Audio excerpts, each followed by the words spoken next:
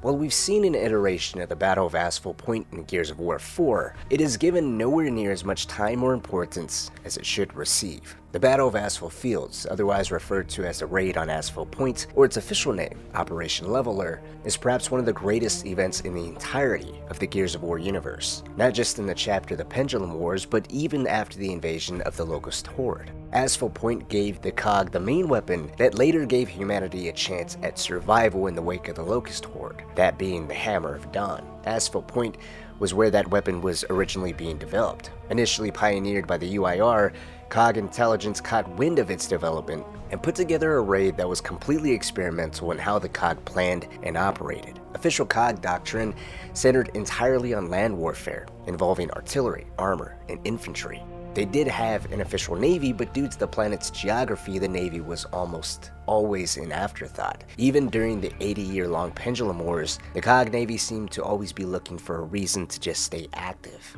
with much of its decaying ships being signed off as officially decommissioned and ready to be scrapped. However, with the raid of Aspho Point and the significance of the contents within the facility, the COG needed a much more nuanced approach. It was an operation the Navy was practically in charge of, and the newly formed COG Special Forces was utilized to do much of the heavy lifting. The Special Forces consisted of gears that reached the proper qualifications to consider themselves the most elite the COG military had to offer, but even then, much of their training was almost exactly what every other gear was put through, just much more intense with the addition of a survival aspect. Learning how to kill animals you'd catch in the wild, skin, cook, and eat them in order to keep going. Amphibious training or any kind of close training with Navy was completely foreign to the commandos, as the Special Ops program by itself was still somewhat in its infancy. Aspho Point itself would be the first major operation to put the program and its cadets to the test. Behind closed doors, the planning of Operation Leveler also had a level of secrecy completely unprecedented. Every meeting took place at the House of Sovereigns in Afira, which was custom. However, what was different was the meeting involving Aspho Point took place in windowless, soundproof rooms with all the attendants stripped of their belongings, only left with a pen and a single sheet of paper. No official paperwork was ever allowed to leave the room, and unlike other meetings, all military branches were present, at least in the earlier meetings. And here, the smaller, usually less significant branches were the major players. In addition to the Navy and Special Forces, the COG Infant Orbital Division had a prominent voice in the planning and identification of what the COG was after when the raid went underway. Today we're going to be diving into the planning, training, execution, and lasting legacy of Operation Leveler. It's not only the deciding factor within the Pendulum Wars that helped to finally bring the UIR to the negotiating table, but it was also a shift in military doctrine. And, as Dominic Santiago would later put it, this battle didn't just raise war heroes, but forged survivors. Prominent names in the Gears of War universe all had a hand, directly or indirectly, in this battle and in the raid. Names such as Victor Hoffman, Dominic Santiago, his brother Carlos Santiago, Marcus and Adam Fenix, Anya and her mother Helena Stroud, Bernie Mataki, as well as Ty Caliso are all just to name a few. The House of Sovereigns was the meeting place of the Council of Sovereigns and the capital building of both the tyrant federal government and the Coalition of Ordered Governments, otherwise commonly referred to as the COG. It also held the office of the chairman and was a central command for the military branch. All decisions were typically made here, and so naturally appearing for a meeting here was not entirely different from any other. What separated itself was the lack of information, for security reasons, on why this meeting was even occurring. Victor Hoffman, who at the time held the rank of major, recalled wondering if he was even intentionally invited to this meeting to begin with. Throughout much of his career, Hoffman always felt more comfortable dealing with the fieldwork side of things and never fully getting comfortable with the politics or bureaucratic terminology that many above him have come to master over the years. While he was now running the brand new Spec Ops branch of the COG, he didn't feel it was quite significant enough to be in the meeting he currently found himself in. The top brass of the entirety of the COG was present. Renowned Army officers, elite members of the Air Force, Navy, and even political advisors were all here. The presence of such renowned figures made it known whatever they were here to discuss was something big and ready to shift the course of the war.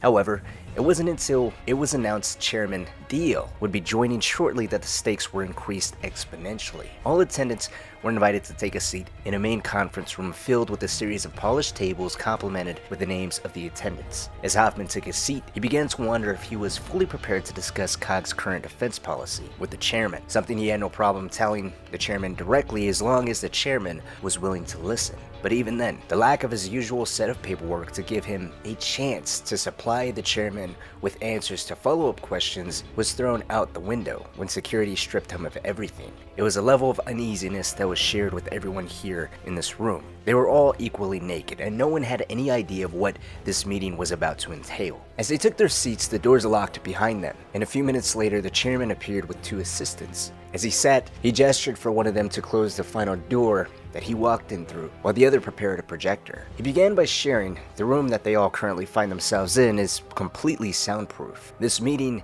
is on a strict need-to-know basis, and by the end of it, they will all know why. The projector beamed to life and filled the screen with a map of the coastal plain of the Austria Republic. Austria was a coastal nation that was a leading member of the Union of Independent Republics, otherwise known as the UIR. The Austria Republic geographically was situated right next to the much larger and more aggressive Republic of Pelis. The two shared a lukewarm alliance at best, and with the initial image of the Austria Republic filling the screen, Hoffman began to imagine what this meeting was all about, ending the pendulum wars once and for all. He figured the plan was going to be Chairman Deal revealing a planned invasion of Pelis via the Austria Republic. RTI Special Forces under Hoffman's leadership would insert and prepare for a large-scale amphibious assault on Austria's coastal plain, establish a foothold, and quickly expand across the border and seize the large stockpile of emulsion Pelis had, which would immediately cripple the nation's infrastructure and its ability to wage an effective war against the COG. It was a great idea. Hoffman figured it was high time the war was brought to an end, and what better way to do so than by bringing the nation of Pelis to its knees. While it was a great execution plan, Hoffman was wrong in what the goal of this meeting was. Chairman Deal would divert everyone's attention to a small feature on the map. He highlighted the name of Aspho Point and shared if the collective minds within this meeting don't figure out what to do with it, and fast, it'll be the end of the coalition as they knew it. He then handed the finer details of the facility over to Agent Luis Settle. Agent Settle was a member of the COG's intelligence agency. She had been collecting information within the Austria Republic for the COG for some time now, and it was her intelligence teams that was running the operation as far as information the COG was formulating the plan around Aspho Point on. Agent Settle would share the basic information on the facility and the surrounding area. The area around the facility was a mix of clay wetlands and salt marsh, with pockets of grazing land and woodlands. The only feature of any sort of military interest, if any at all, were a couple of small army bases. Then there was a string of gun batteries a long way to the north. And finally, an avionics facility standing on a finger of land jutting into many of the inlets. That small, unassuming facility was Aspho Point. Visually, there were many targets just like this all over the UIR. Many of them were much bigger and far more strategic than this, but that was the point. She'd continue by saying the wetlands around Aspho Point had been drained for farming centuries ago. They're still called Aspho Fields, but the area is isolated and inhospitable, so these days it's more effective as the place to lay secure defense installations for Aspho Point. As far as Aspho Point itself is concerned, the facility was developing weapons guidance systems and avionics for the UIR for 20 to 30 years now. Its use as such is not new. What's changed recently is COG Intel has picked up the routine avionics the facility has been developing like clockwork for decades now, is now being farmed out a chunk at a time to other facilities. Aspho Point has itself been turned over to a single project. It's currently focusing entirely on the development of a satellite weapons platform. COG Intel has given this project the UIR is working on the codename Hammer of Dawn. And as of now, COG Intel believes the weapon will be operational within a year. It's a weapon of untold destruction with no defense front. To make matters worse, the COG is far behind the UIR on this kind of technology. While the UIR could be fully operational and deployed within a year, the COG's own satellite platforms are still in the theory phase. So that is the purpose of this meeting. It won't be enough to deny the enemy this type of technology, but the COG need to take it for themselves, and they need to be the only power with such capabilities. This ruled out any possibility of an airstrike or any initiative that'll destroy the COG's chances of having such power. Chairman Deal would take over from here and General Ivor will oversee the operation. Before anyone was allowed to leave the room, a plan was to be drawn up on how the COG was going to deal with Aspho Point. It must detail seizing the technology and neutralizing the facility, and all personnel working there. The plan must be ready to be carried out within a span of 6 months from now. With that, the first meeting of Operation Leveler would conclude. As of now, the plan, without working out the specifics, was to take the entirety of Aspho Point for the COG, save for the bricks and motors. A second, more discreet, much more intimate meeting would take place a few weeks later at the 26 RTI Tactics Group Regional Headquarters in Afira. This meeting only involved Victor Hoffman and Agent Settle. Captain Quinton Michelson of the COG Navy was expected to arrive to overview updated schematics of the Aspho Point facility, the surrounding area, and the finer details of the raid itself. Despite the Navy being a sideshow here within the stakes involved around Aspho Point, Michelson, along with Hoffman, were the main stars. Hoffman by now was in charge with the actual raid of Aspho Point facility, that being his sole focus, while Michelson, who already operated the counter-piracy program within the COG Navy, was now in charge of making sure D Flotilla successfully got Hoffman's commandos where they needed to be. D Flotilla was a special branch within the COG Navy that excelled at amphibious assaults and special maritime operations. There would be no better way to get Hoffman's commandos to Aspho Point than by a fruitful and close relationship between Hoffman and Michelson. However, much of this meeting's importance actually came from the discussion between Agent Settle and Victor Hoffman. By now, the Aspho Point building had evolved from a ground plan to a full-scale model of the actual building, painstakingly constructed and detailed, based off information and intel gathered from Settle's team. By now, Hoffman had come to know the internal layout of the building better than his own house. Day after day, he'd come to study it and has somewhat ironed out most of the details. As of now, the plan was to have a bigger emphasis on securing the externals of the building. He's come to the conclusion that inside, he only needed a handful of commandos. There weren't too many, and they were on the risk of tripping over each other or getting clogged in doorways. It was securing the exterior that was more vital, necessary in buying time, delaying discovery by UIR forces, and securing the route to Exfil is where his main concerns currently lied. But that's not to say he didn't have any issues with the internal aspect of the raid either. He'd point out to Agent Settle his job would be much easier if they didn't have to bring the UIR scientists back with him alive. While they had yet to figure out how to actually steal the data from Aspho Point, a problem he felt they'd figure out in due time, the issue of bringing the scientists back currently relied on them complying and agreeing to willingly come back with the COG's commandos, enemies of their state. He understood that leaving behind the brilliant minds of the UIR's greatest weapon of mass destruction would be a major problem, but he felt a nice compromise would just be a bullet to the head. That way he didn't have to deal with the trouble of securing live cargo that might put up a fuss or cause any additional unnecessary problems, while also denying the UIR any possibility of recovering the weapon system the COG is going to steal from them. Settle understood Hoffman's point, but she would remind him, denial was only one aspect of the raid's purpose. The COG is currently trying to get a parallel technical team up to speed on the UIR's orbital weapon system, as close as they currently can anyways. But to put it lightly, the COG have massive gaps in their knowledge. They have absolutely no clue on how the UIR is handling global positioning, or the targeting of such a weapon, nor do they have any information on the launch vehicle, particularly the fuel system that the UIR is using. The COG's greatest minds on paper can't develop enough thrust to achieve optimum orbit, and working out acceptable accuracy for hitting targets right now is beyond question. They really did need any and all help the UIR scientists could give. It wouldn't be enough to just steal the technology if they had no idea how it operated or the scientists' methodology behind the program. If Hoffman had any genuine issues with the order of bringing them back alive, he must take that up with Chairman De Yeel. Besides, now it's time to go over the elements of natural weather. The coast of the Austrian Republic was a ferociously stormy coast, and Aspho Point was no exception. The newest set of aerial recon images showed coils of wire strung all over the high water line. It appeared as if they were once part of the defensive measures to protect from the sea, but they, along with a lot of other material, were all swept up the beach since the last recon, and that was due to the aggressive nature of the weather in the area. Even if the weather was the reason the coast looked so poorly guarded. Hoffman would point out that for a facility as significant as Aspho Point, the UIR appeared to be maintaining less than adequate defenses. It's actually a point that he would raise quite a few times throughout the planning stages of Operation Leveler. But here, it was a point Hoffman would make by silently making his true feelings known, and that was that he didn't particularly like going off of information collected from Agent Settle's team. He would have to put a lot of faith and trust in them, when he never seen any of them directly or had any hand in discussing what to look for. Throughout Aspho Point's planning phase, all information was collected from Agent Settle's team or from aerial recon images that Hoffman had to either wait for or had no direct hand in procuring the information, which for him caused many issues and a high level of uncomfortability. He believed there was no substitute for a gear doing the reconnaissance. A gear finding out what gears need to know was what he wanted, and as soon as Aspho Point was successfully dealt with,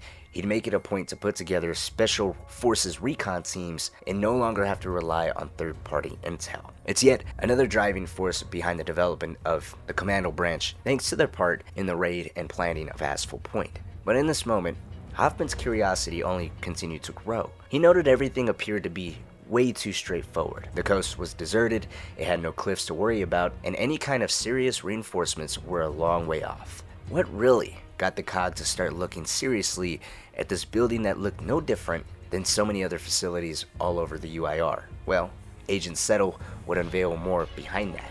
It was simply attributed to the COG seeing the production of gyroscopic components suddenly starting up in factories they never seen before. It's taken the COG 4 years, as is, to get this far, and even she's a little sad that industrial espionage of quietly sneaking in, stealing their data and plans and then getting out wasn't enough. This simply couldn't be a half-measure operation. COG High Command have unanimously decided that no stone should be left unturned. Before we dive back into the deception, the training, and the slow march toward Aspho Point, I want to take a moment to talk to you directly. These videos are not easy to make. Every single one takes weeks of research, writing, editing, capturing, voicing, and rechecking every canon thread to make sure it holds. There is no team, no editors, no shortcuts. It's just me doing everything I can to tell these stories as accurately as they are, even though they are fictional. And don't get me wrong, I'm not complaining. I love this work. But YouTube, it doesn't always reward that kind of dedication. If I miss a week, the algorithm buries me. And that pressure is genuine. It pushes creators to cut corners, shorten the story, water it down, strip the soul out of their best work just to survive. I don't want to do that. I'm on the other end of the spectrum. I want to go deeper. I want to build something that actually matters. Something you remember long after the video ends, or even long after this channel ends, whenever that time comes. So if you've ever felt something from one of these uploads, whether you were glued to the screen or just using the sound of the video in the background to fall asleep to, which I hear a lot, I mean, thank you. It really does mean the world. That support means everything, even just knocking out to it. But if you're ready to go further, I've relaunched my Patreon, and I'm all in on making it worth your time. As a brief rundown, here's what you'll get. Early access to videos before they go live, exclusive lore content that won't appear on YouTube, behind the scenes breakdowns of how these stories are built, polls and voting power on what I cover next, and first access to new IP expansions, including Halo, The Witcher, and some other ones that might be influenced by what people want to see next based off either the Patreon or the general consensus here on YouTube. We'll see where that goes. But ultimately, it's more than just perks. These Gears videos have helped me find something that I didn't know I was capable of, which is telling stories that matter. And now, I think if I'm good enough in serving the fictional front, it would make more sense to use that same skill set or ability to build something new. A sister channel rooted in real-world history and military service. Something that's more truth, equally as emotional and human. It's still pretty early for it, but I do have the groundwork laid out for it. It's called The Burden, and it's my way of honoring people like my grandfather, who is a Vietnam War veteran. And my intention is to have that channel remind us all that war is never clean. It's sacrifice, it's pain, and no matter the flag, the burden is real. So if you want to help me keep this going and build what comes next, Patreon is where it starts. It gives me the freedom to create without compromise and the peace of mind to go even harder. It's not so much going to affect anything posted here on YouTube. I'm going to keep that still going. It's more so direct fuel on a fire that keeps this going, allowing me to not worry so much about the algorithm while also directly funding the launch of The Burden. So that way it can hit the ground running right out the gate. Anyways, links are down below. Thank you so much for being here. Thank you so much for hearing me out. Now let's get back to it. By now, the meetings surrounding Operation Leveler had become compartmentalized. The number of people in attendance continued to drop, and only those directly involved with a particular aspect would have a seat within said meeting. The meetings concerning Aspho Point by now were the only ones Hoffman was invited to. He has no idea what the other meetings around Operation Leveler involved, who was involved, or what anybody's responsibility was. That was all by design. COG High Command has taken every security measure they could possibly take in order to make sure the UIR aren't ready for what the COG is considering, the deciding factor of the Pendulum Wars. Here in this meeting were the usual faces of Victor Hoffman, Quentin Michelson, Agent Settle, General Ivor, and the newly addition of Aspho Fenix. This meeting was an urgent one. As they filed into the room, the main wall was filled with aerial images building a much larger and complete view of the Austrian coastal plain. By now, it was even incorporating a couple of towns. The intel Settle's team has gathered was much more in-depth than ever before, even if it was with Hoffman's own disapproval of the intel running off her teams and not recon teams ran by Gears. No matter, there has been a drastic change in Operation Leveler's planning. Satellite images shared by General Ivor still showed a largely uninhabited area surrounding Aspho Point. The area was dotted with the remains of long-abandoned farmhouses and 3 military targets. Aspho Point was one, while the other 2 were UIR army camps. The relative size of both suggested they were the size of a single company of men, nothing more. But there were also the newest additions of clustered dots scattered along the roads. Those were army vehicles, and they led up to the largest channel forming the estuary. COG Intelligence has been monitoring UIR activity in intervals over the last couple of years, and the activity they're picking up here is not normal. From what they can tell, the UIR is reinforcing the north of Aspho Point, the timing of which is coincidental at best, and at worst, well, they know the COG are planning something, which could also indicate there is a leak or mole within the COG's forces. From what Agent Settle can put together from here, the UIR could also be stepping up operations there, indicating their weapon platform is far closer to being operational than initially thought. Whatever the case or reason behind all of this recent activity, the minds in this meeting must put together a revised approach to Aspho Point, clear up any lingering questions such as how to steal the UIR's data from the facility, and tackle the issue of a possible leak. The leak itself was the first pressing issue.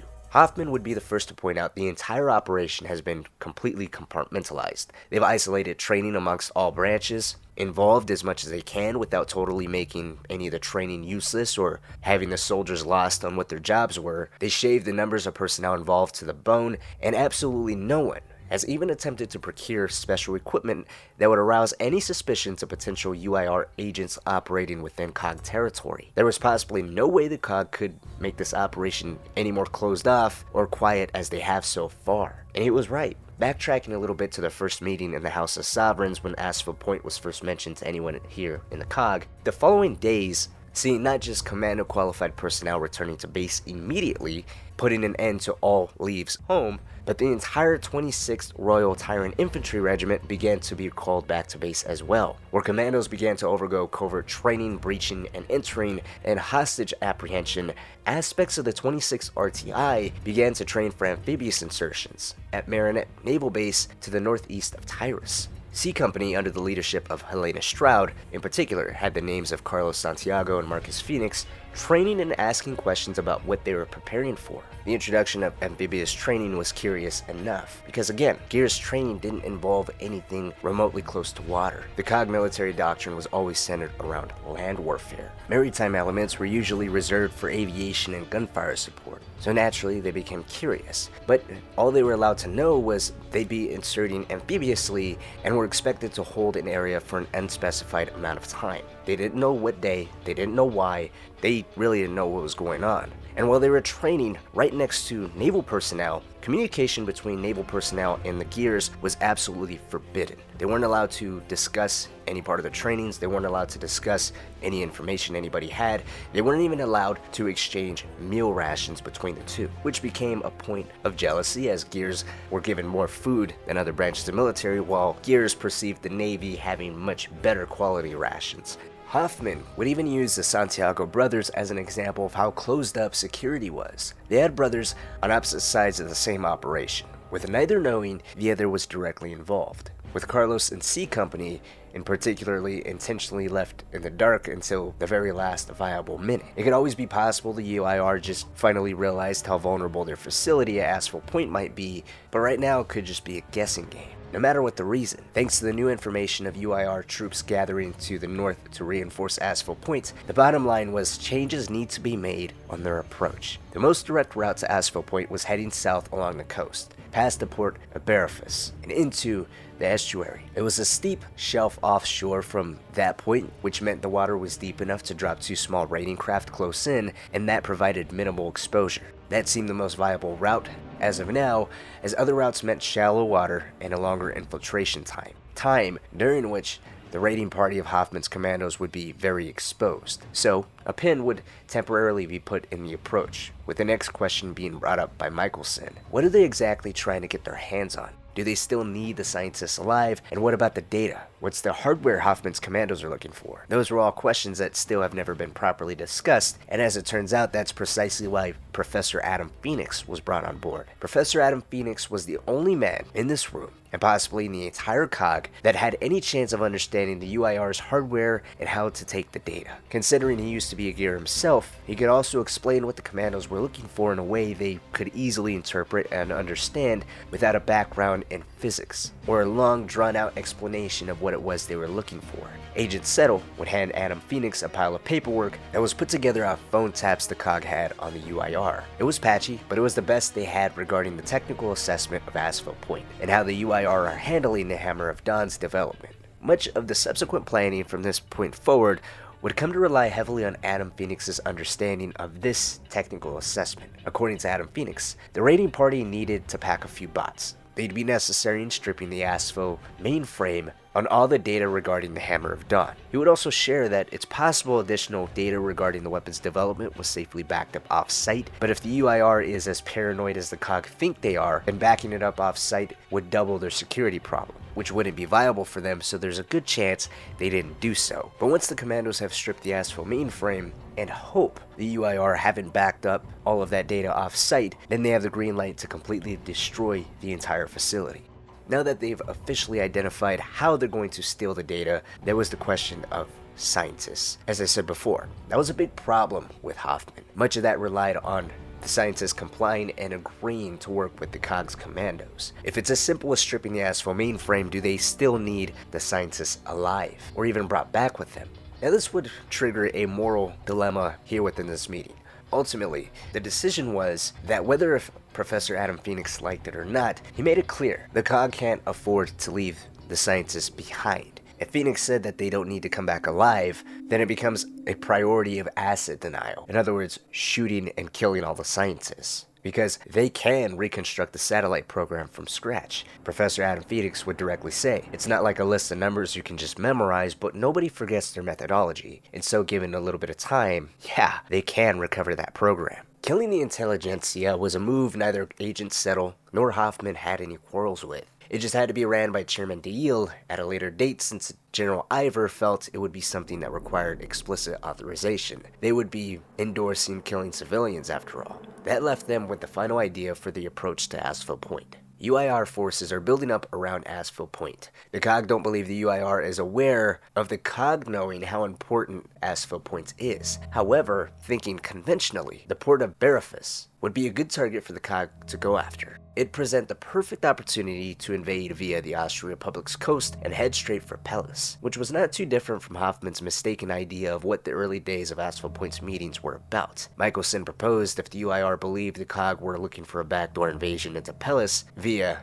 Berefus' dockyard, why not oblige them, willingly misdirect their defenses? He'd suggest a plan that involved heavy-handed recon of the appropriate route, intentional mutterings of Pellis' vast emulsion stockpiles, and increased naval activity north of Aspho Point could all be effective measures in a giant misinformation strategy. Yes, it'll flood the area around Aspho Point with UIR troops, but their attention would be heavily directed elsewhere. The diversionary tactics could work wonders with the help of Agent Settle in the COG intelligence branch, leveraging their assets by intentionally planting misinformation. Creating the buildup of troops and equipment to sell the UIR on Berefus being their target would be a daunting task in of itself, but it was very doable, and it was something Settle confirmed she can begin to start testing out ASAP. In addition to suggesting the giant deceptive strategy, Captain Michelson would also make sure he had the authority to borrow a cargo Sea Raven and let his engineers run loose on it with a welding torch. He had plans for modifying the Raven to reflect some changes he's been advocating for years, and now with the significance of Aspho Point and the level of his contribution to this operation, he saw it as the perfect opportunity to showcase how useful such modifications he's been planning could really be. Adam Phoenix's suggestion of bringing along bots meant the raiding party now had to compensate for large and heavy equipment. The plan to be inserted via a boat from the south would no longer be viable due to the bots pushing the weight capacity of the Marlins, the Marlin being the inflatable watercraft meant to ferry the commandos, and those only had a maximum range of 60 clicks at best, and that was with everything working in their favor. The bots would severely drop that range down, meaning the commandos had to be launched closer to the shore if they wanted to reach their target. Launching the crew and the Marlins from a submarine wasn't possible since the water around Aspho Point was too shallow, so that meant an airdrop, something this modified Raven would be capable of doing. Sea Ravens as is were already capable of landing in water. They just needed to be able to compensate for the carrying capacity to accommodate for the gears, the bots, launching and recovering a Marlin from the sea. Michelson's solution was a modified Sea Raven with wider bay doors. The process of recovering the Marlin from the sea, especially rapidly under fire, would have to be trained and tested as it was beyond experimental. Most of that heavy lifting would be left to the Raven pilots, who would just need to be able to recover the inflatable craft with the commandos. Given the weight of what the commandos needed to take with them, along with how many men were going to be assigned to the raid itself, which Hoffman would finalize in a few moments here, Michelson would make the judgment call of 12 men per Marlin, meaning 2 modified Sea Ravens would be required to get 2 Marlins to Aspho Point's beach. Returning to Hoffman, he further studied the map of Aspho Point one final time. Between Michelson and Settle's plan of deception campaign and what he currently saw in the aerial images of the facility, he really didn't have much options in what to do. He knew the ground he and his team were covering was flat and they needed to spend as little time on that as possible, so he'd commit to inserting to the south of Aspho Point via the Salt Marsh. He needed a minimum of 3 teams, one to overcome the security measures, one to clear the Aspho mainframe and search for any other invaluable intelligence COG High Command would want, and a final team to neutralize the facility's personnel and lay the charges to destroy the facility itself. General Ivor would instruct Hoffman to include Pasang hillmen, drawn from COG's Allied Forces pool, in his raiding party. The Pasang were considered the COG's finest at covert operations, and in fact, Hoffman had crafted much of his Spec Ops teams after watching how quietly effective the Pasang were at striking quietly, quickly, and highly effectively. It was by working so closely with them in the past that he first began to deviate from the COG official doctrine due to the Pasang's efficacy and Hoffman's own frustration with engagement rules under the classification of not being caught, and if you were caught, we had no idea you were ever there. 3 teams with a time frame of an hour to be in and out is what Hoffman required. He'd also put the task upon himself to personally deal with the staff at Aspho Point. His reasoning behind that was he didn't want to leave the task of potentially killing civilians to a kid like Dominic Santiago, who was only 17 years old at the time. It's something well within his capabilities, and as long as he was willing to do the hard stuff to spare his men physically or mentally, then he saw himself as fit to lead. This final meeting will conclude with a few final footnotes. The first being Agent Settle and General Ivor made it known that the loss of COG life was meant to be kept to a minimum. Sparing their men was the #1 priority behind only securing Hammer of Dawn intel, if anything at all. Second, with Hoffman confirming he needed an hour window to secure Aspho Point, General Ivor would finally let him know that as soon as his team was ready to move in, C Company of the 26th RTI under the command of Major Helena Stroud would move in and secure the surrounding area. She has been tasked with isolating the Aspho site and holding back any potential UIR reinforcements coming via land. Aspho Fields would be where the majority of her force would be located. Finally, all Aspho staff lived on site during the week, so the attack had to be initiated during a weekday, particularly at night. That was to make sure they got all the scientists they needed. Michelson in the coming days would oversee training exercises with the Raven pilots and Hoffman's commandos to simulate what their insertion would look like. They can't afford to accidentally lose any of the bots or valuable equipment, so they had to get creative by utilizing heavy crates and mock equipment to simulate the weight they'd be dealing with once Operation Leveler commenced.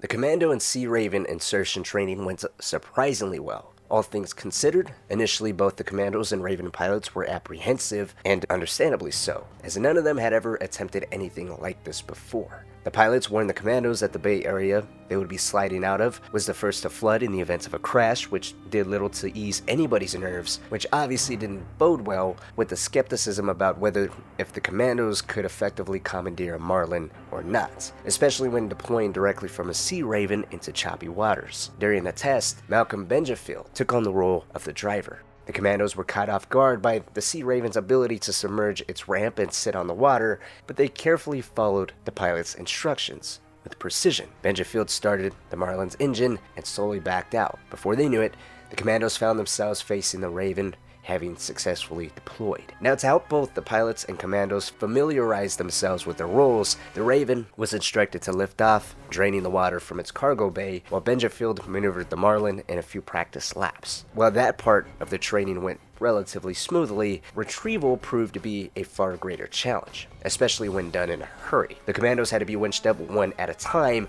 with the Marlin secured beneath the Raven like underslung cargo, making for a far less efficient extraction process. It still had some kinks, but for a first trial, it was morale boosting. The successful training exercise concluded with a well-earned celebration aboard the Pomeroy, bringing together Raven pilots and gears for a night of camaraderie. In a lighthearted gesture, Benjafield was awarded an unofficial Raven pilot's brevet, marking his achievement, but perhaps the most unexpected moment of the night came from Hoffman himself, laughing and joking with his troops, something few had ever witnessed. As the night went on, Hoffman reflected on how it had taken him 20 years to build the Commando program to this point. With the day's success, along with the triumph of Operation Leveler hopefully on the horizon, the future held limitless possibilities for him. This was the beginning of a new era, one that would cast aside outdated COG doctrine in favor of specialized forces, cross-service teams, and a leaner, far more adaptable military. If all went as planned, special reconnaissance units would quickly follow, creating an entire army that operated under a different set of rules. And in the end, it might just mean saving more COG lives.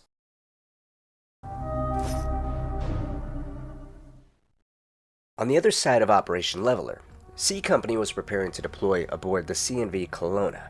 Getting all the gears on board had been an ordeal to say the least. The ship's tight corridors and cramped living spaces made movement difficult for fully armored gears, and the unfamiliar naval terminology only added to their confusion. They had no idea what the sailors were shouting about, whether it was good or bad, what tasks were being carried out, or even where they were supposed to be at any given moment. It was a disorientating introduction to an entirely different way of operating, though one they would only experience for 2 more days. Meanwhile, it's important to note the gears themselves were still completely in the dark. They didn't know what their destination was, when they would arrive, or even why they were being deployed. Unbeknownst to them, they were just 2 days away from the most critical assault in COG history. And it wouldn't be for another 2 hours before that shroud of secrecy would finally, if only slightly, be lifted. After doing their best to settle into the ship's cramped quarters, grabbing what little rest they could, C Company was summoned to the hangar deck for a debriefing 2 hours after their departure. The meeting was carried with the same air of secrecy as those held at the House of Sovereigns that had set all these events into motion. Once everyone was inside, all the doors and hatches were completely locked shut, with armed guards taking up every entry. Operation Leveler was to remain classified into the very last moment. Leading this debriefing was Major Helena Stroud, joined by her daughter, Anya Stroud, and the command corps overseeing the operation. Helena began this briefing by switching on a projector, illuminating the screen with footage of people speaking in an unfamiliar language. She explained that what the gears were seeing was being broadcasted by UIR news channels. The COG had officially captured their attention. Of particular note were politicians from the Austria and Pelis Republic who looked visibly enraged. Between their angry speeches and demonstrations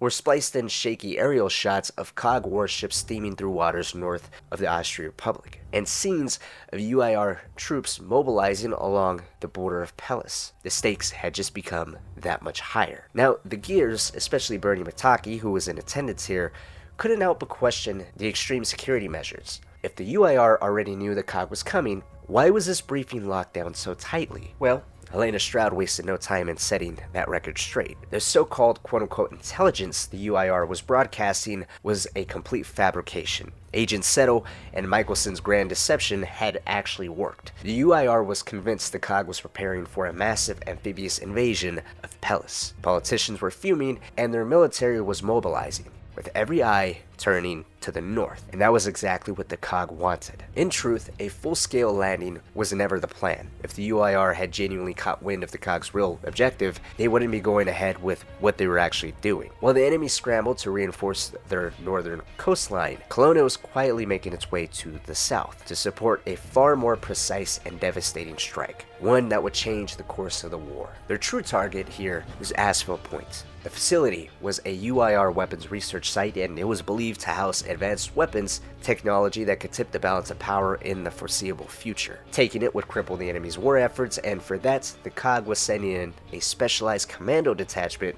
to carry out a lightning-fast assault. It had to be a small-scale operation executed with brutal efficiency before the UIR had a chance to react. C Company's role was just as vital. Their mission was to land just north of Aspho Point, sever enemy reinforcements, and hold the line long enough for the commandos to complete their objective. Now, it wouldn't be easy. If they're caught once the battle started, every second would count. But if everything worked out perfectly fine and everybody played their part, they would all be gone before the UIR even realized what the hell had happened. Helena's gaze swept over the room, her tone firm and unwavering as she delivered the final words of the briefing. Welcome to Operation Leveler. In that moment, Carlos and Marcus finally understood what Dom had been training for all along. The realization that their brother and best friend would be fighting on the other side of the battlefield would come to weigh heavily on them. Though they couldn't yet grasp how much this would shape their choices in the coming hours, it would ultimately play a crucial role in their actions. But for now, they turned their attention to the aerial reconnaissance and maps labeled Aspho Fields. The terrain was mostly open fields, scattered streams, and a handful of bridges. The bridges were the only real avenues for UIR reinforcements if the enemy caught wind of their presence. Recent satellite imagery showed that the UIR had moved the brigade 50 clicks northeast to reinforce a gun battery near the Barafis dockyard,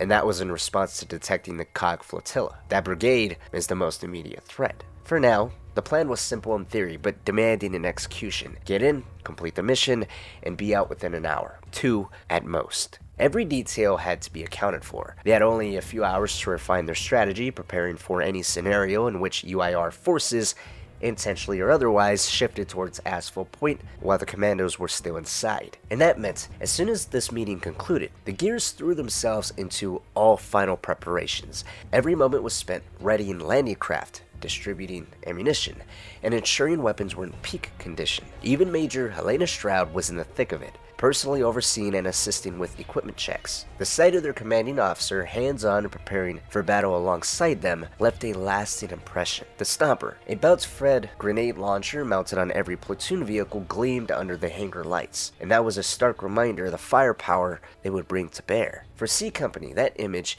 of their leader standing among them, gearing up for the fight ahead, would be seared into their memory as they're prepared to disembark for Aspho Point just a few days later.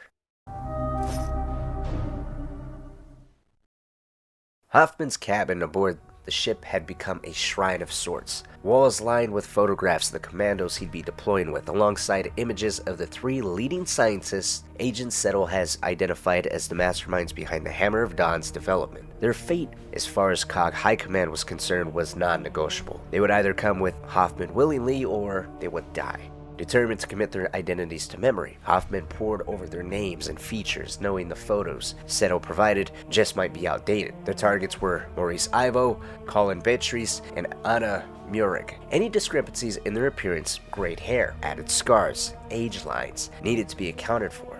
Hoffman just could not afford any mistakes. As he finalized plans for securing communications, power, and handling any unexpected encounters, an unexpected message arrived. Adam Fenix and Agent Seto had just landed aboard the ship. Their arrival was quite clear. They were here to personally evaluate any intel Hoffman extracted. The process of capturing this data couldn't afford any delays, and with the risk of transmission leaks being jammed, physical retrieval was the safest option here. More importantly, it was the fastest way to determine if what they had seized contained the information that they needed or were looking for. Acquisition of such information needed to be confirmed before pulling any committed troops or vessels from Austria. They had to be absolutely certain they were targeting the right assets, all of it was in their possession, and time simply wasn't on anyone's side here. In an impromptu final meeting, Hoffman would join Agent Seto, Adam Fenix, and Michelson in the day cabin, where preparations for the operation were already underway. Fenix and Seto were quickly setting up folders and securing steel cabinets in anticipation of the flood of intelligence they were about to receive. That's provided they continue with the plan. The two of them would share. They had an unshakable concern looming over them: the weather. Conditions were particularly bad, far worse than originally anticipated, and they originally expected to be dealing with a very stormy coast and choppy waters. And the UIR have yet to uncover the COG's true objective. It was only a matter of time until that happened. So, as of now, they were stuck between a rock and a hard place. Aspho Point was not a target. COG High Command would willingly surrender without a fight. The success of the mission now hinged on a critical factor: whether the Raven crews were willing to fly in such tumultuous conditions. Deployment options were still very much limited.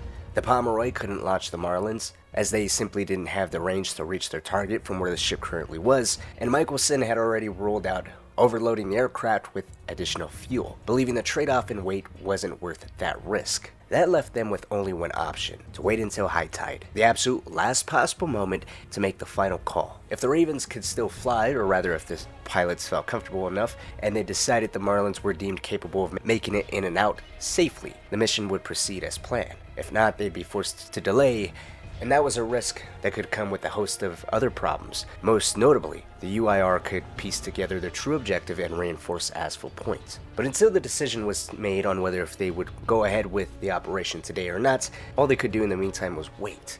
So Hoffman would just set off to go prepare his team. As he gathered his squad, he pulled the young Dominic Santiago aside. His family had sent the young commando a message. His wife had gone into labor early. The baby was a healthy little girl.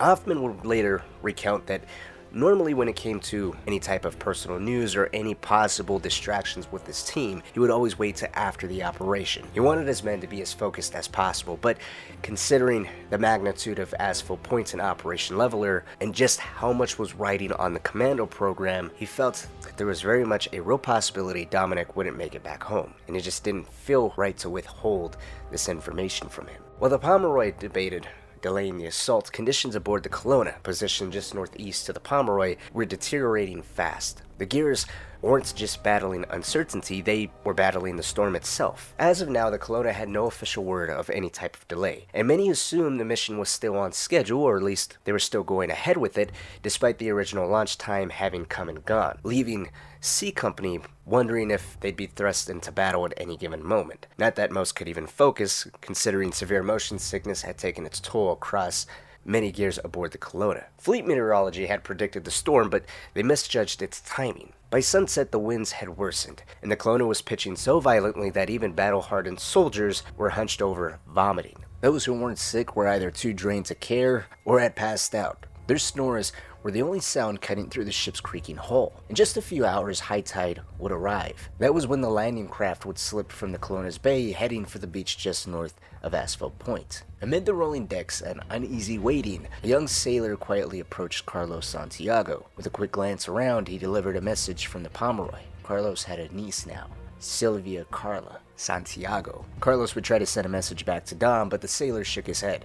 The message itself came from a CO aboard the Pomeroy, and both ships were currently at defense stations, meaning all non-operational communications were completely suspended. In truth, it was a generous gesture that the message had even made it through to Carlos. And if in the slim chance they allowed Carlos to return some type of message to Dom, there was no guarantee Dom would be able to hear it anyway. Still, the news of Carlos becoming an uncle spread quickly throughout the ranks, erupting into a mix of cheers, congratulations, and relentless jokes, with the most popular one being that Dom, at only 17 years old, had 2 kids already, and he was well on his way to raising his own army. It was a rare and much needed moment of camaraderie, offering a welcome distraction from the nausea and gnawing uncertainty about the mission ahead. While the Pomeroy remained silent, Major Helena Stroud was not content with wasting any more time. She began preparing C Company for immediate deployment in case the green light came without warning. As preparations were all being made down in the hangar bay, she reminded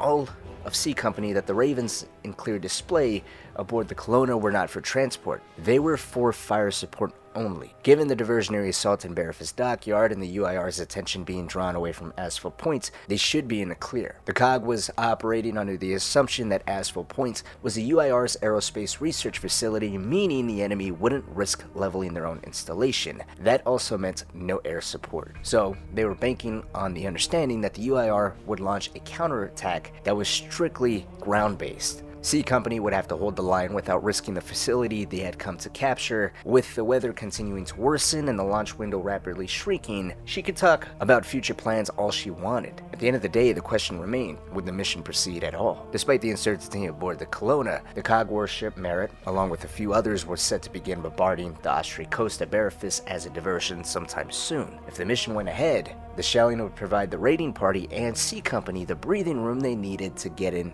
and get out fast. The men of C Company gathered on the hangar deck with a 4 landing craft set tightly packed, ready to take them ashore. Then, as if the perfect sign, with a quick gesture of Stroud pushing in her earpiece, she got word that the mission was a go. And suddenly, with her announcement that they were proceeding, the ship's lights cut out, plunging the hangar into darkness. Moments later, the ramps dropped, revealing an angry, violent sea. The landing craft lurched forward into churning blackness, swallowed by waves that threatened to overturn them at every turn. The only light guiding them? Well, now it was the orange glow of distant explosions as COG warships pounded the Austrian coast.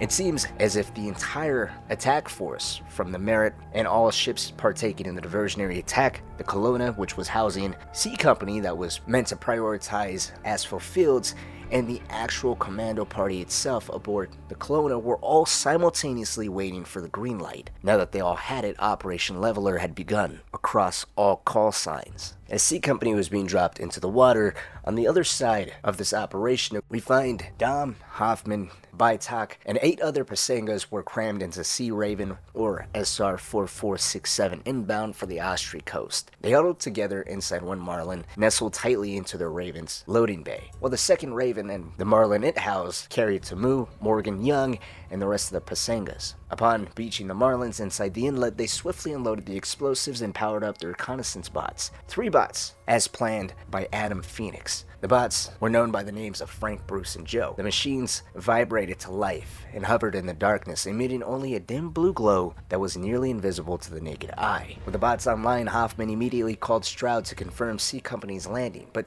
they still needed some time to fan out. Meanwhile, Dom took in the long stretch of open terrain between their landing point and the perimeter fence. Whoever built these defenses, based off his assumptions, clearly hadn't designed them to keep gears out. For Hoffman, the gears, and the Pasengas, this was their first glimpse of Aspho Point. It was a sprawling mix of quick-build prefabs tacked onto a 2-story brick structure, all sitting atop a concrete foundation in the middle of a wet, spongy landscape. A dozen unremarkable cars sat parked at the rear of the facility. From the outside, it could have easily passed as a weather station, which, given the minimal security presence, seemed to be the intent the UIR was going for. So far, intel had been flawless. Every marked structure and target was exactly where it was supposed to be. Their primary target, the steel lattice radio mast, stood just behind the main building, serving as Aspho's outgoing link to the world. A second aerial resembling an old TV receiver was also visible. After 20 minutes of their initial landing, the commandos made their way outside of accommodation block. At this point, the commandos and Pasengas were split into 3 teams, the 3 teams Hoffman had envisioned some weeks before.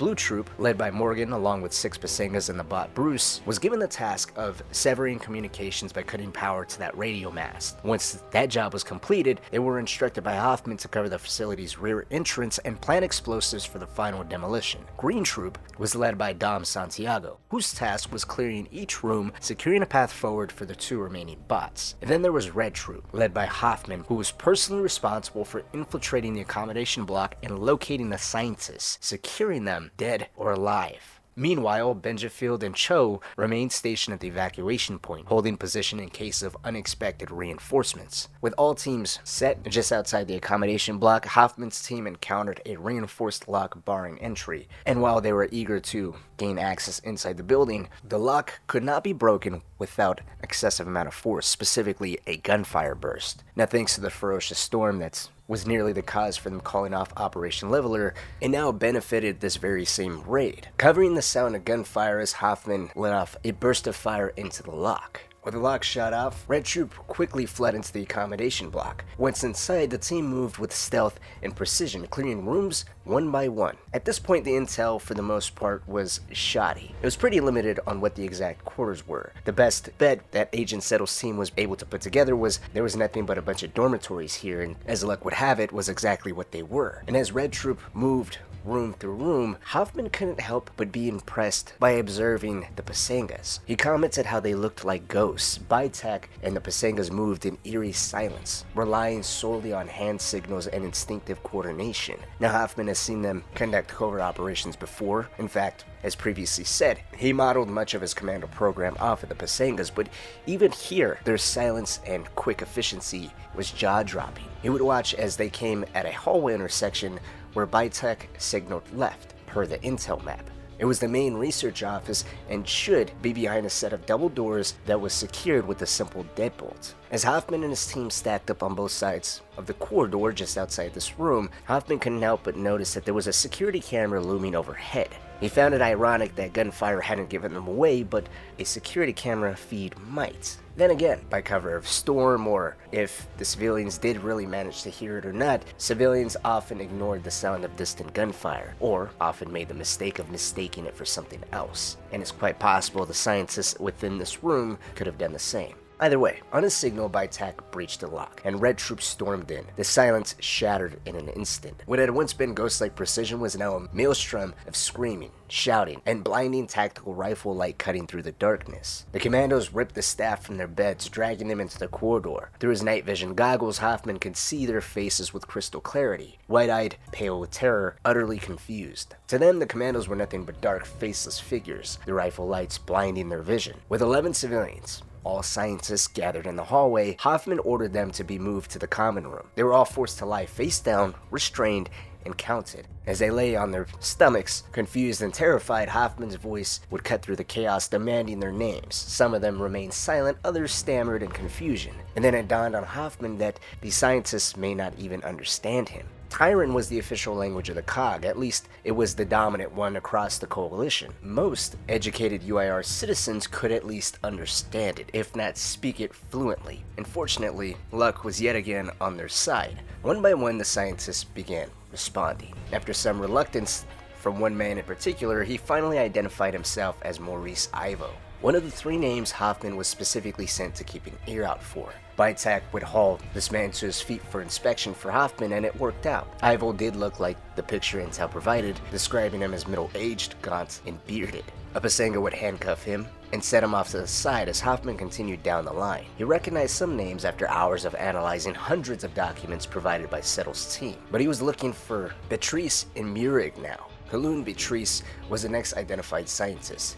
He had put on some weight since the picture intel gave Hoffman, but he was hauled away too. Finally, Hoffman struggled to find Anna Murig. He'd questioned the other scientists where she was. Anna's daughter would reveal she's long gone and they'll never find her mother. It was the first slip the intel had so far, but Hoffman was keen to take what he could, so he'd handcuff Anna Murig's daughter and set her aside with Ivo and Beatrice, with the intention of using her as leverage with Anna Murig in the future. As for the rest of the scientists who understood they were now being separated, they now began to beg and plead for their lives. Unbeknownst to them, Hoffman had actually already made the decision.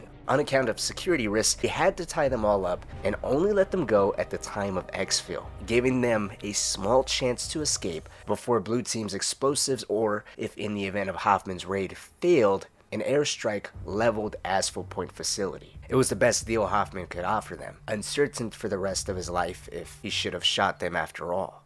But finally, he would turn to the 3 captured scientists, answering Patrice's question of what they were doing with him. He'd share it was usual business for enemy scientists. The COG was generously offering them a new job, a great new life if they decided to cooperate, and if they did, their past would be wiped clean, with no hard feelings, should they agree. As Hoffman left the 3 scientists to think over the proposal, he left them handcuffed under armed guard as he took 2 of the Pasengas to catch up with Blue Troop, who had moved on to laying charges. As he head over to catch up with Blue Troop, he would glance at his watch, realizing that it just took them 9 minutes to breach the entire building, ID the scientists, and carry on to laying the charges. He couldn't help but wonder, how could a republic at war get so sloppy? So far, it was a job so easy, he believed police officers could have done it, if they knew how to blow up a building. While the Red Troop concluded its work and split itself between helping Blue Troop lay charges, prep the 3 scientists for exfil, and watch over the remaining scientists, Green Troop under Dom Santiago went underway clearing the main building. Locating its servers, stealing the data, and wiping all of it from the mainframe was their priority. Dom and Tamu were the main gears working alongside the Pasengas here, and the 3 bots concerning the main building. Now, Tamu and Dom both had personal problems with keeping their nerves under control during this entire operation. They were both veteran gears when battlefield lines were defined, and it was clear who was enemy and who wasn't simply based off of who was shooting at you. That was easy to them. But the idea of having to make a split-second decision of possibly killing an unarmed civilian as opposed to an armed guard who still may not be that big of a threat was unnerving to them, and that was made all the more difficult and all the more the reality when they witnessed Shim Kor, a Pasenga operating as part of Green Troop, hacking a guard to death with a machete before the guard had any chance to react. He had got the drop on Dom, held the fresh-faced commando at gunpoint, and before Dom even realized what was going on, or before the guard even realized who he was looking at, Shim Kor reacted, and he killed the man so violently that it turned the gear's stomach. They recalled the sounds of Shim's machete blows into the guard's body as reminiscent of a shovel hitting wet dirt. The next difficulty came, and that's filling in the gaps intel was missing. After all Settle's team was able to provide was loose information stating the bottom floors of the building housed the servers, machine shops, and storage areas, with the top floors believed to be just empty offices, so there was some gaps to be filled in. By the commandos, they did have to confirm most of that after all.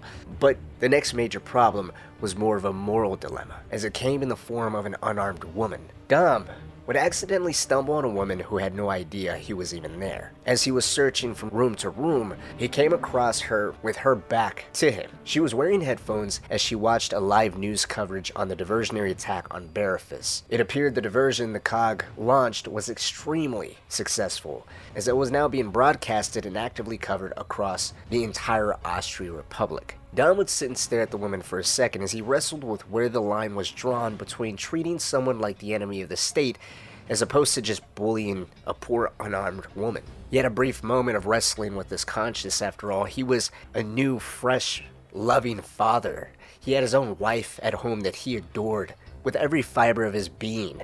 All his comrades, all his closest friends, everybody knew him as the caring, affectionate Dom, and his older brother Carlos looked at him the same way, but this woman wouldn't know the man he truly was. He would end up scaring the hell out of her, shoving his rifle directly into her face, demanding what her job was, and to stay quiet. He questioned her where the servers are, and if there was more security apart from the one guard that Shim Kor just hacked violently in the lobby. Mind you, he didn't actually say that, but he did demand where the second security guard was, or if there was anyone besides just that one lone guard they found. The woman would at first struggle to say anything other than pleading for her life. It would have all been much more difficult to get her to cooperate had it not been for Tamu's quick thinking though. He'd walk in behind Dom, catch onto the woman's overwhelming fear, and do his best to calm her down by claiming this was all just a training exercise. The UIR needs to be prepared for anything, and this is them running a proper defense test. That's all.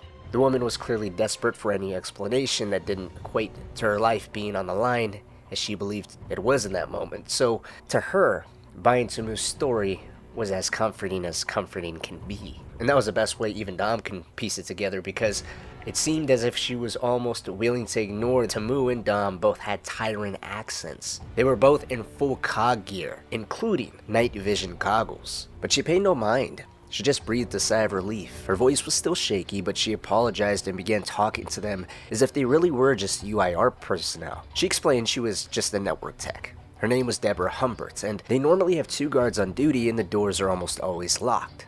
All the scientists here have done what they were told, and they usually do keep things discreet, despite them not being at full production yet. Maybe they had just gotten slacked in their security details around here. Tamu, settling into his lie, added she should keep the server room locked up tight. After all, you never know who's after their valuable information here. Deborah chuckled and added, yes, maybe that's because they backed up everything off-site. The hope Adam Fenix had back in the meeting weeks ago of the UIR not backing up the Hammer of Dawn information on accounts of security risk had now changed the plan entirely. If Aspho Point was not the only place with the information on the UIR's Hammer of Dawn development, that meant the off-site location where it was backed up had to be a new target for the entire operation. Luckily, Deborah unsuspectingly gave the commandos a name of where the site was. She called it Aspho. Tamu led her out of the room asking for a tour, while Dom got privacy to contact command with the new development. He would do his best not to raise any panic, and try to get into contact with the COG intel staff on the CNV Kelowna. When he was patched through, he'd immediately ask if anyone had any clue what the hell Aspho was. It's the first time he was hearing of it, never mentioned in meetings, training, or potential targets throughout his entire time as a gear, let alone a commando. A few moments later, Agent Settle's voice was heard over the radio. She shared Aspho was an acronym. It stood for Austri Signals Corps. All commandos can see it on their maps, but under the maps it's marked as Parasfa. It's the UIR's army base just north of them. Well, Dom would add, that's where the Hammer of Dawn stuff is backed up. Over the radio, Settle paused for a moment, and Dom, sensing the change in direction, commented how the word she was currently thinking of is shit.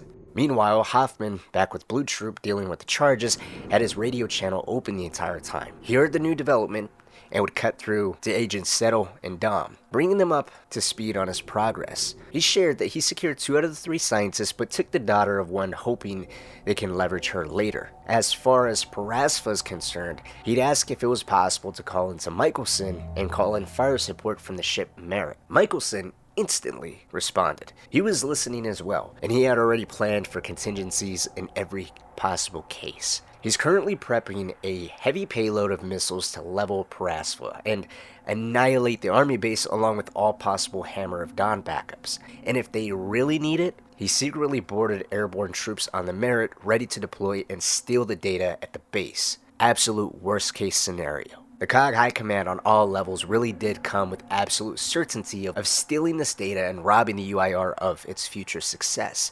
And the fact that Hoffman or anyone else didn't know that Michelson had such a contingency really hammered home just how closed up preparation for this operation was. But the interactions between all parties would begin to shift for a moment. Settle congratulated Hoffman on securing the daughter to motivate the other scientists when she quote-unquote called home. And Dom let everyone know he found the server room, and the bot, Frank, was already having data flow, erasing it just as quickly as he was downloading it and transferring it back to the Kelowna and Pomeroy for Adam Fenix to immediately start looking over to make sure they actually got everything they were looking for. But the good news would not last. While the bot gorged itself on the data and ordered the other 2 bots to begin looking for other points of access to steal more sensitive information the UIR may have, Dom began to look around the building, curious where the hell the second security guard no one has seen but Deborah spoke of may have gone off to. As he made his way to the lobby, he found Deborah now panicking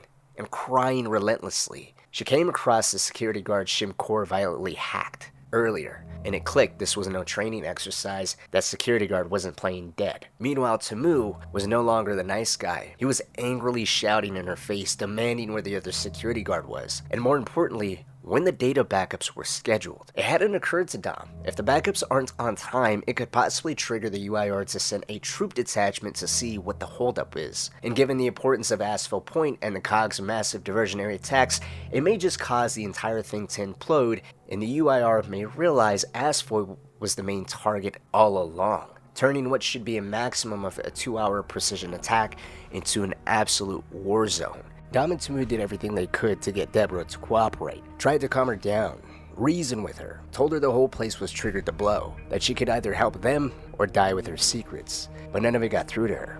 She was gone, buried beneath the weight of grief, frozen at the sight of the dead security guard, the one she kept insisting didn't need to be killed. Dom exhaled through his nose, frustrated but not angry. He gave up on her. Whatever guilt she carried, it had consumed her. So he decided to move on, slipped away from the lab, and started making his way up the building, alone. And he was already bracing for the worst. The backups should have been running by now. That meant someone, UIR or otherwise, might have noticed. Upstairs, he found himself in a room filled with empty offices. It was quiet and sterile. The only movement came from the two bots still following Frank's instructions. The only sounds were the faint creaks of the roof panels shaking under violent gusts of wind. Hoffman came in over the comms, reporting that the server room and machine shop was rigged. Blue Troop was moving to the top level now to get charges there. Red Troop had moved outside, locking down the exfiltration route. All that remained was the bots just finishing their work now. Dom glanced at his watch and let out a slow sigh. He felt something he wasn't expecting. Disappointment. He'd come here ready for a fight. Something brutal, something loud. But all they faced so far was a single security guard and a few shaken scientists. That really was just the job, though. Commandos weren't glory chasers, they were surgical, efficient, do maximum damage to key targets in the shortest possible time. So far, they'd done exactly that. In fact, the most dangerous part had been the landing, fighting through storm-tossed seas just to get onto shore. But still, Dom couldn't help but shake the feeling that something was coming. If there were more guards inside, if they were either hiding or dead, and if they were armed like the first one. He questioned if any of it really mattered, though.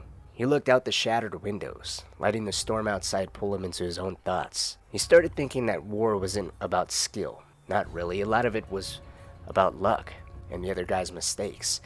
And Dom had always been lucky. No matter how bad things got, he always found a way out. Maybe this mission was just the start of something new. For him, for the commando program, maybe even the war itself. And then the voice cut through his earpiece. It was Benjafield, urgent, intense. He demanded attention from all call signs. He was reporting movement offshore and rigid, inflatable crafts hugging the coastline. It's difficult for him to make out exactly how many people are on board, but he believes there are 6 to 8 men. They're driving parallel to the coast and are roughly 100 meters out and closing. That was the excitement Dom has been waiting for. Command expected a counterattack to come over land. That's precisely why C Company and Helena Stroud were dug in at Aspho Fields, setting a screen between UIR reinforcements and the team at Aspho Point. But this wasn't the plan. Hoffman took over. His voice was still calm but edged on tension.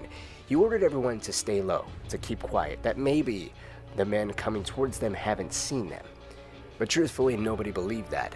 If this was a UIR Special Operations team, which was very likely, they had already spotted the Coalition's commandos, and that's what made it all worse. Aspho Point was the first real deployment for the new commando branch of the Coalition. These gears were trained soldiers, yes, and many of them have been battle-tested, but that is their experience, battlefield engagements.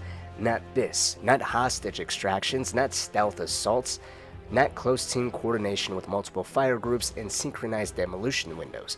A lot of their training was cut in order to reach a very specific deadline to ensure that the UIR wasn't able to deploy the Hammer of Dawn before the Coalition can steal their data. Everything about them has been fresh and very much untested. The only men here with any real experience in that kind of warfare was Hoffman and the Pasengas.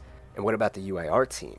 There's a very high likelihood that they have experience in just this kind of combat. And in the next few minutes, that imbalance between raw potential and battlefield seasoned killers was about to matter more than anything else.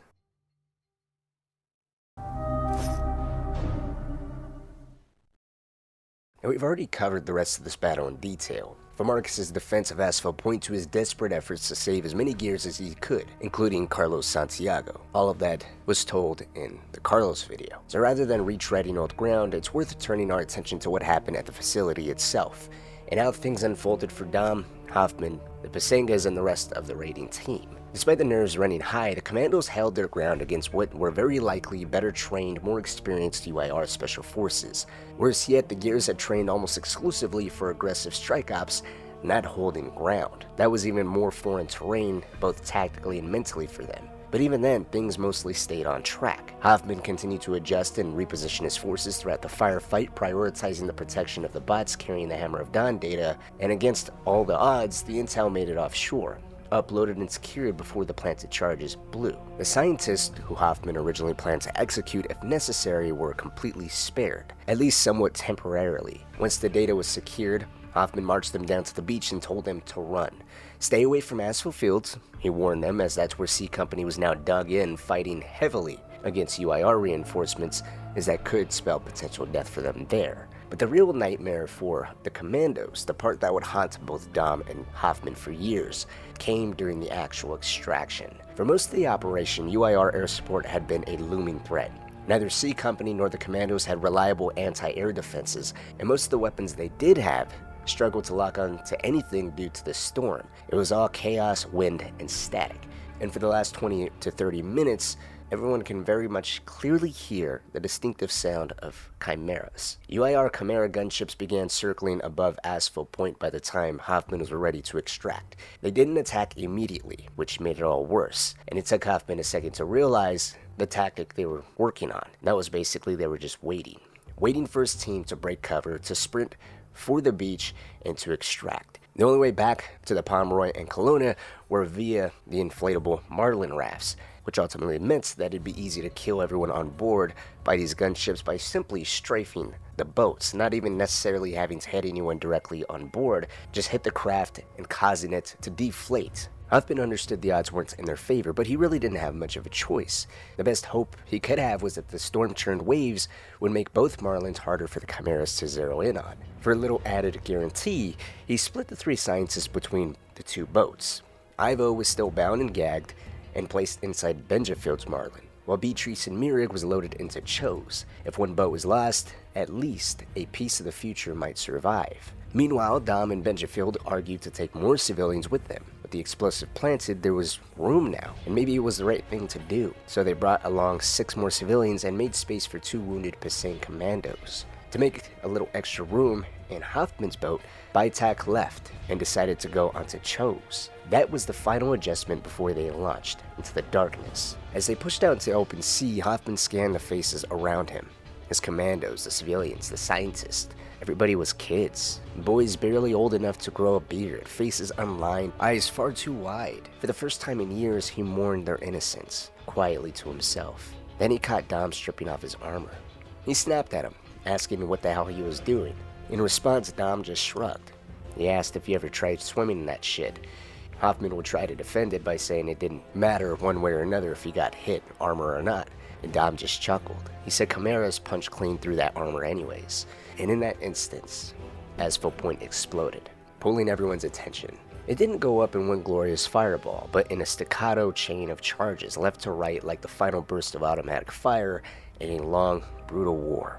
The flames lit the waves orange, the storm lit the rest. No more scientists on the beach. That gave Hoffman a sigh of relief. He stopped wondering if leaving the others was the right call. His conscience, the morality tied to the scientists, was a big thing for him from the start, and now he can breathe easy knowing that they at least somewhat hopefully got away. But the explosion, on the other hand, was the green light. With Aspho Point going up in flames, the Chimeras moved in. One gunship snapped on its spotlight, catching both Marlins in full view. Hoffman screamed over the engine roar, ordering Cho to break formation and put distance between the 2 Marlins. They were both ultimately screwed, but at least Hoffman had the idea of making sure they wouldn't make it easy for the UIR by bunching up together. As Cho broke off, the spotlight swept over to his boat, and in doing that, the Chimeras gave away what their intentions really were. They weren't firing just yet because it appeared they were searching for something. They didn't need a spotlight to gun down these boats. It was quite possible that they were after the bots, ensuring that they were on board, which now was considered Hoffman's real cargo. But that was ferried out minutes ago, at a separate location where Raven crews were going to discreetly pick them up, far away from any potential fighting. After a second of cold deliberation, the Chimera opened fire on Cho's boat. An explosion slammed into the water just off the starboard, throwing up a wall of spray and shrapnel. The Marlin didn't sink, but it buckled under the hit. The raft was clearly compromised. Just from a distance, it was difficult to say how badly. Dom, Hoffman, and Tamu, in response to this, immediately opened fire, trying to force the gunship off of Cho's boat. The Chimera had dropped just low enough that their lancers could punch through. Shells tore into its fuselage, rattling its belly. Sparks and smoke coughed out from its flank. Then something vital gave. A fuel line might have been hit, and the gunship listed violently, its engine sputtering as it banked and pulled away.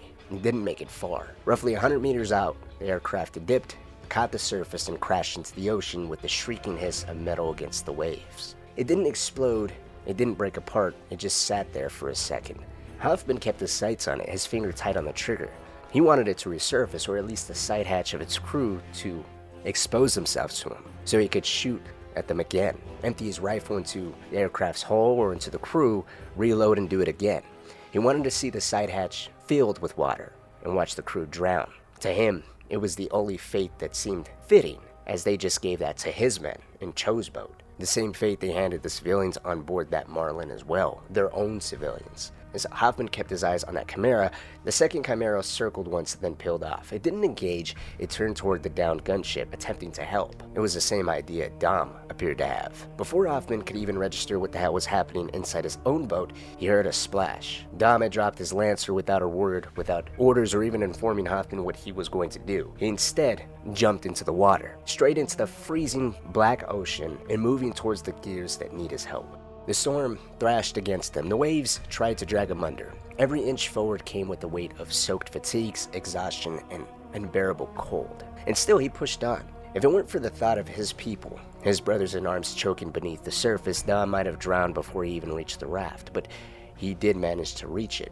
And what he found was far worse than anything he had imagined. The first thing he saw was Morgan, face down, bobbing in the water. Next was Young. He was slumped over the gunwale. His body appeared to be bloodied and limp. Cho was alive, although barely, scooping water with a helmet, frantic and silent, doing his best to bail. Inside the raft, two of the scientists were thrashing in panic, screaming, still handcuffed, and one of them at least still gagged. If the boat went under, the civilians would be dead in seconds. One of the 6 civilians, ones they brought on last minute, had managed to rip the tape from Mirig's daughter's mouth, but the cuffs, they were plastic, and there was no way to cut through them without a knife. Dom had a knife. He hauled himself over the side. The interior was nearly flooded. His night vision goggles still clung to his face, giving him a sickening clarity of the entire scene now. In the green monochrome haze, he saw what was left. Bodies were everywhere. Some Pasang, some civilians, torn apart by the rounds that ripped through the hull. They never had a chance. At the lowest point of the floor, submerged in knee-deep water, lay Beatrice. He was face down and motionless. Beside him, Mirig's daughter was still conscious, but struggling to keep her chin above the surface as water continued to pour in. Dom moved fast. He hauled both of them up right in a sitting position, shoved them against the side of the raft, and took a better look at the two of them. Beatrice wasn't breathing. His skin was pale, his lips were blue. It was too late.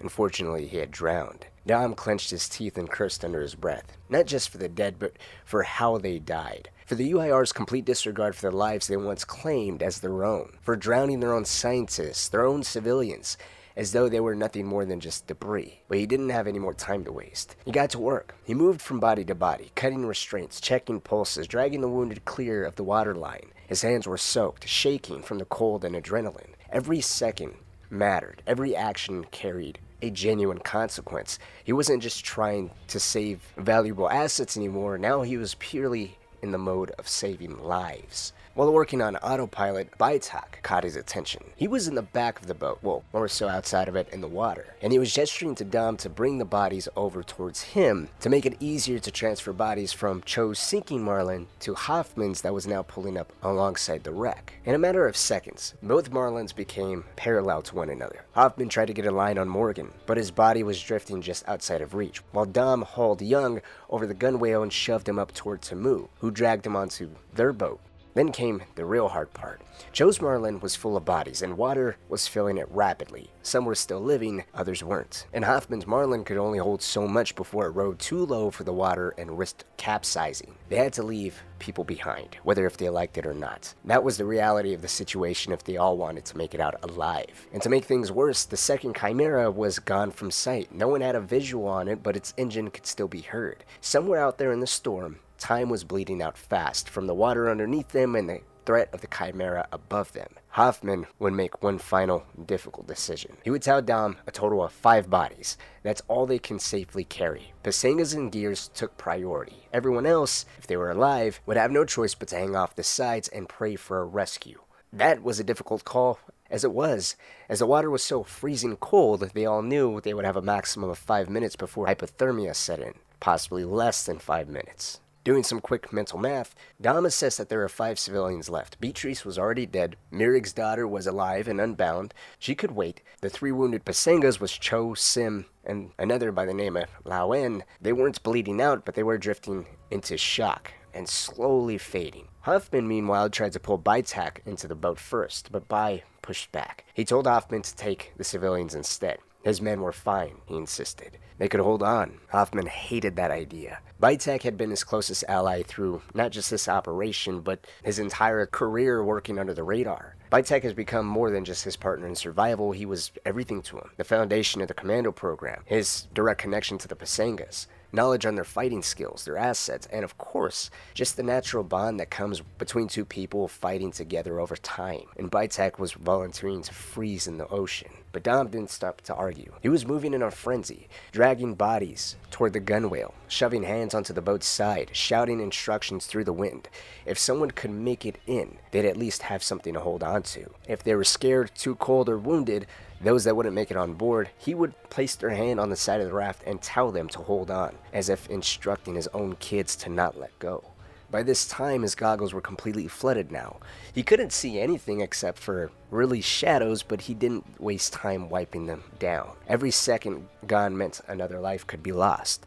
The water continued to rise, and Cho's Marlin was no longer a vessel, it was just a floating raft with the potential of sinking in and sucking everyone, and Dom wore that weight alone. It took Hoffman to finally grab him by the collar and rip him backwards, yelling at Dom to stop. They didn't have time. They needed to go. It was staring into Hoffman's eyes that the reality of the entire situation really sunk into Dom. He wasn't sure how many people he'd save, how many were still left in the raft, how many had already gone under, how many he managed to tell to hang on to Hoffman's raft by the side. And that's what devastated him, not knowing. The thought that someone was still trapped, still alive, still waiting for a hand that never came, and just disappearing into the ocean, that haunted him. He reflected on how he didn't owe the UIR scientist a damn thing, not after all the COG had lost, but the idea of someone, just anyone, sinking helplessly into the black water stuck in his head like a nail. He himself wasn't a strong swimmer, never had been. How he made it across from Hoffman's Marlin to this one in the matter that he did was a miracle. And now when he needed strength most, it was gone. Hoffman stretched his arm out to him and told him to climb in, but Dom had nothing left. His hands were so cold, his body was freezing, he couldn't move, he didn't have any strength. He actually told Hoffman to leave him. He'd float over and grab onto the side of the raft. That seemed the most viable, most comfortable option for him. But Baitak wouldn't let that happen. He was in the water right next to Dom now, cold, soaked, up to his neck in water. But he was still fighting. He shoved Dom with everything he had and yelled at him in broken tyrant to get onto the boat. He reminded him how he has kids to worry about, that he can't stay here. Thanks to Baitak's shove and Hoffman pulling in Dom by his collar, he managed to get inside the raft, landing head first on the deck. He laid on his back for just a second. His limbs were numb. His lungs were burning. As he took a deep breath, he sat upright just in time for the last firefight of this whole operation. The second Chimera reappeared, swooping low across the water and opening fire. The first round immediately hit Malcolm Benjafield, first in the chest, and a second round hit him in the face. The force of those rounds was so powerful it knocked him off the boat and into the ocean. It happened so fast that if someone wanted to grab him and pull him back in, realistically it was impossible. The next couple rounds tore through the Marlin's hull, and water surged up to Dom's boots, but he didn't care. He managed to find a lancer and immediately opened fire. Tamu and one of the Pasangas joined him, unloading round after round into the sky, screaming defiance through cracked throats and frozen teeth. It was a desperate attempt in a mission built entirely on desperation, but they kept shooting. Not because they thought they could win, but because there was no other option left. And this Chimera was smarter than the last one. It kept its distance just outside Lancer range. It circled, continuing to fire, but something seemed to spook it. In a quick instant, it appeared to turn away, as if running from something. And as it banked for a quick dash of survival, a missile struck it square in the fuselage. The gunship spun violently, twisted in the air, and spiraled into the ocean. There were no Ravens in sight, no naval ships offshore, a miracle seemingly out of thin air. But before anyone could focus on that, the new situation they found themselves in would sink in. Benjafield was killed. Water is now coming into this Marlin, making it seem like the rescue efforts was all for nothing, and Hoffman was now, quietly, but violently punching the hull of the Marlin. As it turns out, while Dom was preoccupied with the awe of the Chimera exploding, Hoffman went to immediately pull Bitek on board, but there was no sign of him. He had either drowned or gotten hit by the Chimera rounds and then drowned. Either way, it was a monumental blow to Hoffman. His anger would give way to grief. He would sit for just a moment, his face in his palm, and he reflected on how the operation had gone so well until the last 20 to 30 minutes. In that time span, they lost half of their team. Bitek had a wife. He had kids. He sacrificed himself. And Hoffman can't even do the bare minimum of dragging his body back on board so that way they can give him a proper burial. The silence he sat in disturbed Dom. He never seen his commanding officer like that. And as he couldn't help but feel guilty over Bitek essentially sacrificing himself to make sure Dom made it on board, Tamu interrupted. He had good news for them. He said the bots had been successfully picked up by Ravens offshore.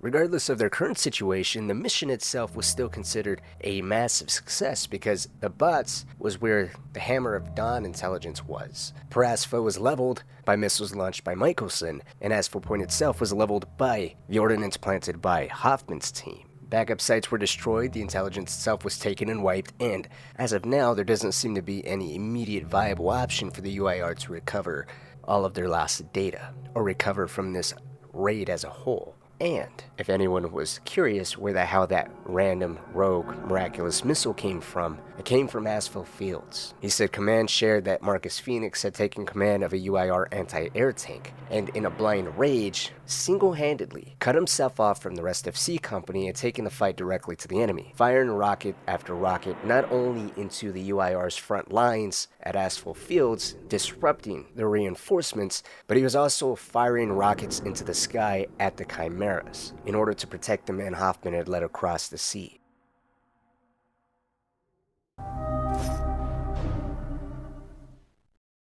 In the final minutes after the last Chimera went down, there were no cheers, no shouting, just the sound of the ocean slamming into their half-sunken raft, and the weight of survival beginning to settle on all of them. Hoffman sat in silence. The commandos were too exhausted to speak. The scientists and Pasangas were frozen, some were crying, others were too far gone to react, but they were all still alive, and that counted for something. Dom would take control from here. With the boat slowly taking on water, he seized control of what was left of this operation. While Tamu got on the radio and fought through static to connect with command, Dom began barking orders. He told every gear, every Pasanga, every scientist who could still move had a job to do, and that was dumping water out of the raft. Scoop it by hand, use their helmets, tear open supply packs and plug bullet holes. Anything to keep the damn thing floating long enough to reach a rendezvous point where they can be saved by a Raven crew. And the way they all worked together was nothing short of a miracle. Some held pressure on open wounds while dumping water out. Some kept the injured from slipping into consciousness while dumping water out. And Dom took control of the Marlin. This is precisely what they trained for. To operate this damn thing in a pinch and to drive it directly into a Raven Bay and take off in an instant. The only difference really was that originally they trained to do so under the pressure of gunfire. Now they were doing it under the pressure of sinking and drowning, but it's what ultimately saved them that day. Tamu finally got through. Coordinates were relayed between the Marlin and one of the modified Ravens they were deployed from at the start of the operation, and just as he was trained, Dom managed to drive the inflatable craft right into its hangar, giving him and everyone else on board a major sigh of relief. Dom's actions this night, from gunning down 2 Chimera helicopters, selflessly diving into the water to aid his fellow gears, and driving the Marlin inside the Raven hangar is precisely what will earn him the title of a war hero and to get the Embry Star pinned on his chest. Just as Marcus would receive the same, and Hoffman would be praised for a successful raid. But this mission took everything from the three of them. Marcus closed in at the loss of his best friend Carlos, blaming himself and rejecting the idea of him being anything other than someone who failed at saving his best friend. Hoffman, meanwhile, never considered this raid as a resounding success. It might have been another monumental achievement as far as the coalition itself was concerned, and even for the commando program, but Hoffman would always reflect on this raid as being the one that cost him his best men. He would harbor feelings against Fenix and the entire Hammer of God project for that very same reason. It was a bittersweet operation for him that he would never look back on in any positive or meaningful way. And Dom of course had a beautiful baby girl to go home to, a newborn that he's never seen. His family was growing. He was a war hero, and he had a loving family. But we can't deny that he wouldn't go back home the same way that he left it. While his personal family was growing, everything else around him was breaking. Marcus shut in, where Carlos, Dom's older brother who he adored, died. And a lesser known fact would be that for the next couple of years, if not for the rest of his life, Dom would forever struggle with the idea of Bitek sacrificing himself so that way Dom can go home to his family. Bitek had a wife, he had children, and yet he gave that all up so that way Dom can have the wonderful gift of going home and seeing his newborn for the first time. And that guilt is one that Dom quietly had to deal with for the next couple of years by himself. He couldn't take it to Hoffman because Hoffman felt his own way about Bitek's death, and anything emotionally loaded, as far as Marcus was concerned, always closed off. So Dom vented to the only person he can always count on, his wife Maria.